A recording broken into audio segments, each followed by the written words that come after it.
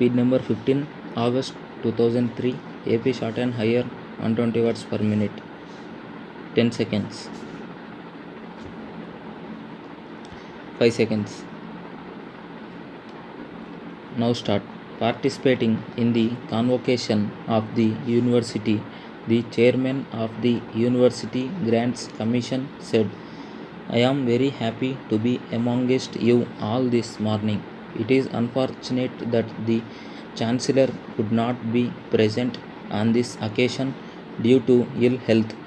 I see before me students who have graduated from this university and who have full of dreams about their future career. I have no hesitation in wishing them good luck and bright prospects in the years to come.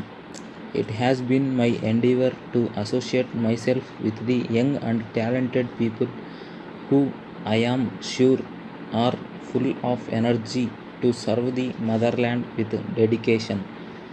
The noble profession of teaching is being given its due respect by both the parents as well as the government. I have had the opportunity of going round your university yesterday along with the Vice Chancellor during the course of discussions with the students and the staff of your university. I have been presented with a list of requirements which, as a chairman of the University Grants Commission, I am bound to answer and fulfill. One of the most important requests was the sanction of funds for construction of buildings and purchase of modern equipments. But I would like to impress upon that buildings and equipments are not the only answer for setting high standards of education. They are very necessary in so far as there is true exchange of information and the staff are much dedicated. I have no doubt in my mind whatsoever that a good teacher requires tools which will help him convey his thoughts in a more meaningful manner to the student to understand. If every university wishes to arm itself with buildings and equipment of its own, there will be lot of wastage of resources. In view of this, it is proposed to connect the various institutions throughout the country so that the resources are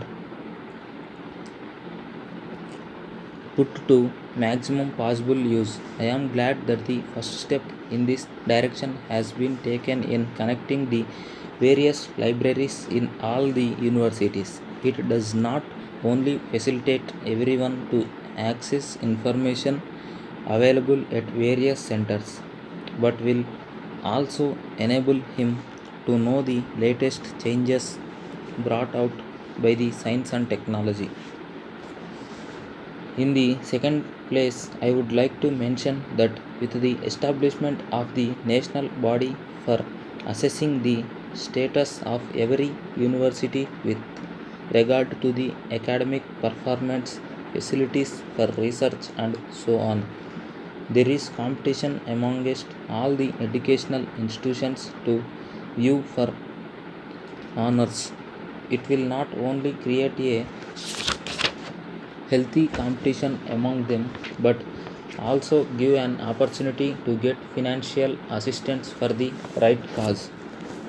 I am told by the Vice Chancellor of your university that very soon the representatives of the body would be visiting the premises for the purpose of recording the status. I hope and trust that the status and standing accorded to your university will help in achieving further academic excellence. The body also takes into account the continuous education programs for the teaching staff in the universities. In order to achieve this, the universities are advised to conduct short term courses in various subjects for the professors and other staff.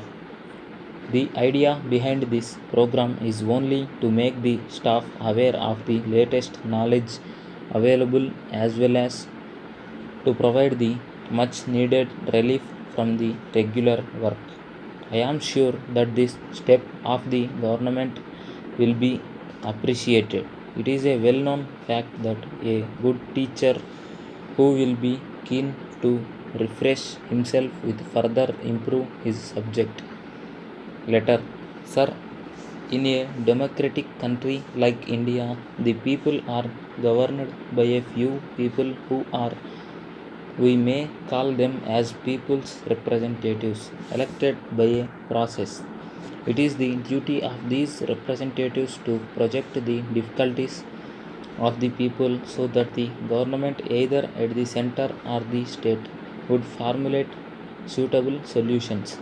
It is a fact that during the current year there has been very low rainfall all over the state except a few districts. Many of the farmers have suffered due to this exceptional behavior of the rains.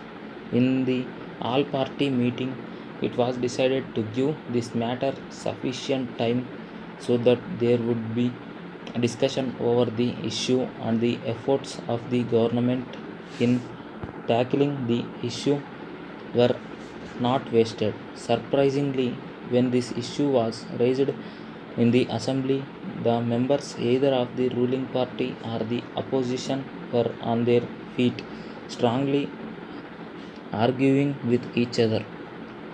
By such meaningless acts, the members bring disrepute not only to themselves but also to the people who have elected them and given the power. Had there been a fruitful discussion, there would have been certainly positive and constructive suggestions which would benefit the farming community to whatever party they might belong in this hour of distress. I would appeal to all the political parties to bestow their best attention only to the common problems and not on political issues. Gopal, Hyderabad. Stop.